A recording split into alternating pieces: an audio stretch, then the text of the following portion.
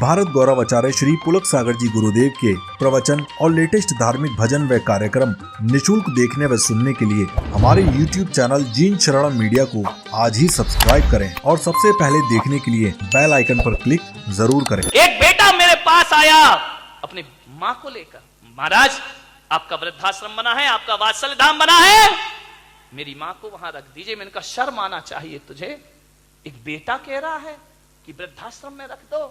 मान्यवर, मैंने उससे कहा तुझे तो चुल्लू भर पानी में डूब के मर जाना चाहिए। जिस माँ ने कोख में रखा तू घर में नहीं रख सकता है, वापिस लेके जा इस माँ को। बोले आपने क्यों बनाया वृद्धाश्रम? मैंने कहा मैंने इसलिए नहीं बनाया कि कोई औलाद अपने बाप को मेरे पास भेजे, नहीं भाई, ये तो मेरे लिए सबसे बड़ा पाप हो जाएगा। और मैं बारामती में कह रहा हूं पुलक सागर, इस देश से वृद्धाश्रम की परंपरा खत्म होना चाहिए, समाप्त होना चाहिए। एक भी वृद्धाश्रम इस देश में नहीं होना चाहिए, एक भी ओल्ड हाउस इस देश में नहीं होना चाहिए। ये बदनुमा दाग है भारतीय संस्कृति पर। लाल किला शान हो सकता है, कुतुब मीनार शान हो सकती है, ध्यान रखना, ताजमहल शान हो सकता है देश की, लेकिन वृद्धाश्रम देश की शान नहीं है। ये भारतीय संस्कृति पर मारा हुआ तमाचा हुआ करता है। एक बेटा मां बाप को वृद्धाश्रम में रखता है। मैंने उसे 1 घंटे समझाया, बेटा मां को मत निकाल अपने घर से। 1 घंटे मैंने उसे समझाइश दी, वो अपनी मां को वापस ले गया। ध्यान रखिए मान्यवर, मैं एक भावना रखता हूं, मेरा और हम जैसे संतों का जीना सार्थक हो जाएगा जब वृद्धाश्रम रातों रात खाली हो जाएगा। मेरे भाई, हर बेटा अपने माँ बाप को अपने घर ले जाए। कौन सी शान है ये? मैंने बनाया है इसलिए बनाया कि उन बुजुर्गों को सहारा दूं जिनके औलाद नहीं है। ध्यान रखिए, औलाद होने के बाद माँ बाप हमारे पास आए शरण में, बेकार की जिंदगी है ये, ध्यान रखिए। आपसे निवेदन है, एक बूढ़ी मां जिसने औलाद को पढ़ाया लिखाया, लेकिन वो औलाद उस मां से नफरत करती थी। धिक्कार है वो औलाद जो मां से नफरत करती है, पिता से नफरत करती है। यही नफरत थी उसे बस।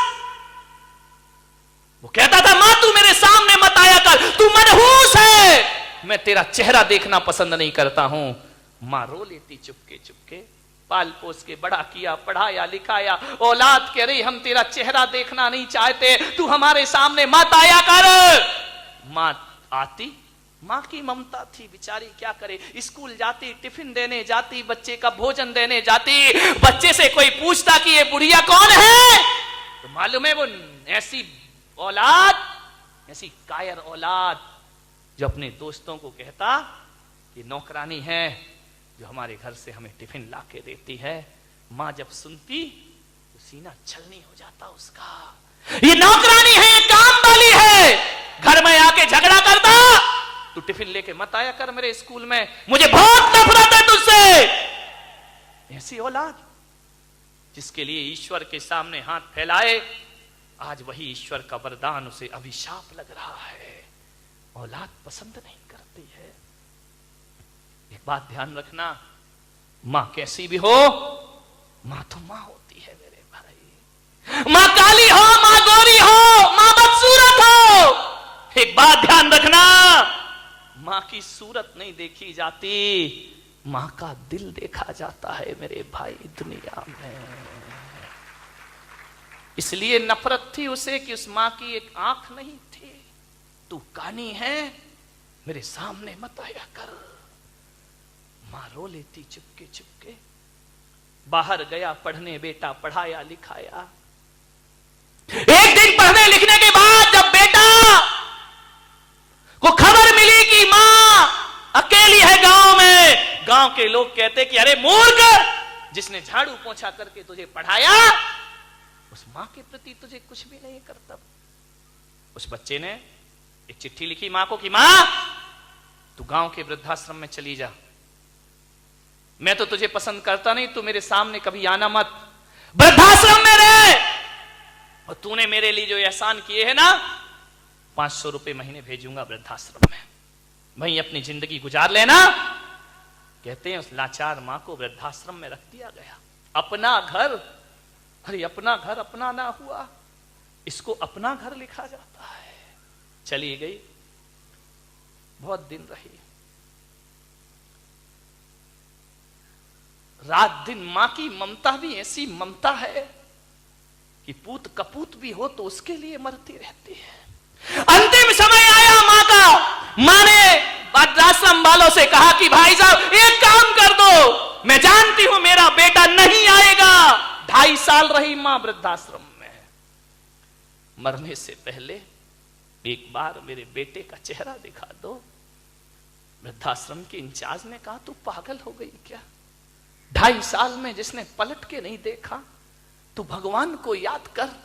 क्या करूं भाई साहब, याद भगवान को करती हूं लेकिन बेटा दिखता है, बेटे का चेहरा दिखता है। मरने से पहले एक बार फोन लगा दो मेरे बच्चे को, मैं अंतिम जिंदगी जी रही हूं, मुझसे एक बार मैं उसे देख लूं बस, मुझे मालूम है वो मुझसे नफरत करता है।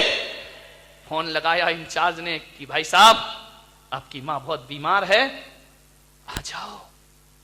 उसने कहा देखो जो भी जरूरत हो पूरी कर देना, मेरे पास टाइम नहीं है। नहीं आया, समय बीता। एक दिन उसके मन में ना जाने क्या जगा कि चलो गांव चलते हैं। गांव आया, घर में ताला डला है, झोपड़ी जैसा घर। पूछा गांव वालों से, आई वो कानी बुढ़िया रहती थी कहां है? बोले वो तो वृद्धाश्रम में। गया वृद्धाश्रम, इंचार्ज से मिला। वो यहां एक कानी बुढ़िया थी, तुम कौन हो? दुर्भाग्य से मैं उसका बेटा हूं। उससे कहो कि बेटा मिलने आया है। इंचार्ज ने कहा तेरा दुर्भाग्य नहीं, उस मां का दुर्भाग्य है कि तेरी जैसी औलाद पैदा हुई है उसको। बोले जाओ मुझे प्रवचन नहीं सुनना है। बोले किस मां को बुला रहा है? वो मां अब इस दुनिया में नहीं है। नहीं है? हमने तुम्हें फोन किया था ना, तुम नहीं आए, वो दुनिया से चली गई। हाँ लेकिन ठहरो, जाते जाते एक चिट्ठी देके गई है। बहुत इंतजार किया उसने, तेरा बहुत इंतजार किया, एक एक पल मरते समय तक तेरा नाम उसके मुंह पे था। चुप हो गया बेटा। चिट्ठी लाई, लिफाफा लाया, लिफाफा खोला। उसने कहा ये क्या? एक चिट्ठी थी, उसमें लिखा था मेरे प्यारे बच्चे, मुझे मालूम है कि जब तक तुझे ये पत्र मिलेगा तब तक मैं इस दुनिया में नहीं रहूंगी। तू नहीं आएगा मैं जानती हूं, लेकिन मेरे बच्चे,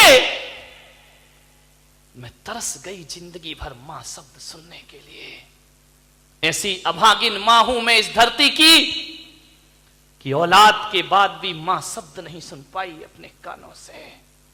इसमें तेरी गलती नहीं बेटा, मेरी ही परवरिश में कोई कमी रह गई होगी, मेरे ही संस्कार गलत पड़ गए होंगे, मैं तेरी इच्छा के अनुसार तेरा काम नहीं कर पाई होंगी। इसमें तेरी कोई गलती नहीं मेरे बच्चे, ये मेरा है कि तूने इस गरीब मां की कोख से जन्म लिया है। मैं तरसती रही बेटा, आज आंख मूंद रही हूं, एक ही तमन्ना थी कि तुझे एक बार देख सकूं, पर नहीं देख पाई। पर बेटा, जिस राज को सीने में छुपा के मैं जीती रही, जो तेरी नफरत का शिकार बनते रही मैं, जो तेरा प्यार ना पा सकी मैं, तुझसे मां शब्द सुनने को तरसते रही, आज एक राज तुझे मरने से पहले लिख कर जाती हूं। और तू मुझसे इसलिए नफरत करता था ना कि मेरी एक आंख नहीं थी, तू कानी मां के नफरत करता था। आज एक राज बताती हूं बेटा कि कानी मैं कभी नहीं थी, काना तो तू पैदा हुआ था जब तेरा जन्म हुआ था। और जब मैंने तुझे देखा कि तेरी एक आंख नहीं है, तो मैंने कहा मेरे बच्चे को लोग मनहूस कह करके बुलाएंगे, मेरे बच्चे को अशुभ कह करके बुलाएंगे, मेरी जिंदगी क्या, इसका तो बहुत लंबा जीवन है मेरे बच्चे। और जिस कानेपन के कारण तू मुझसे नफरत करता रहा, अरे कानी मैं नहीं, काना तू था। मैंने बचपन में अपनी एक आंख निकाल कर तेरी आंख में लगवाई थी, वो मां हूं मैंने कानी होने का अभिशाप झेला, हकीकत में तो काना तू था। मां वो होती है भाई साहब जो अपनी आंख अपने बच्चों को दे दिया करती है। और जब ये पत्र पढ़ा उस बच्चे ने कि जो आंख मेरी आंख में है वो मेरी मां की आंख है, जहरों तले जमीन खिसक गई, दिल दहल गया। मां तू कहां चली गई? जीते जी मां का कीमत समझ में नहीं, अब मां की कीमत समझ। मां मां कह करके रोया, घुटने टेक करके बैठ गया, आकाश में हाथ फैलाकर, ए परमात्मा कैसा भी उपाय कर मेरी मां मुझे वापिस लौटा दे। ऐसी होती है मां जो सब कुछ बलिदान कर देती है। उस मां ने पत्र में लिखा, मेरे बच्चे तू 500 रुपए महीने मुझे भेजता रहा, 2.5 साल में ये 15,000 रुपए हो गए हैं। मैंने 1 रुपया खर्च नहीं किया, मुझे जरूरत नहीं पड़ी, खाने की जरूरत तो मुझे वृद्धाश्रम के लोगों ने व्यवस्था दे दी, कपड़े पहनाए, दवाई की। बेटा जो तू नहीं कर पाया वो वृद्धाश्रम के लोगों ने मेरे साथ किया, 1 भी रुपया मुझे खर्च नहीं करने दिया। हाँ जी 1500 रुपए मैं लिफाफे में छोड़कर जा रही हूं, बेटा इसे तू रख लेना अपने पास। मैं इसलिए दे रही हूं कि मैं तो किस्मत वाली थी कि मेरा बेटा मुझे 500 रुपए महीने भेजता रहा। कल तेरी औलाद ने वृद्धाश्रम में 500 रुपए ना भेजे तो मां के 15,000 तेरे बहुत काम आएंगे। इन्हें संभाल करके रखना, अपनी जिंदगी में ध्यान रखिए।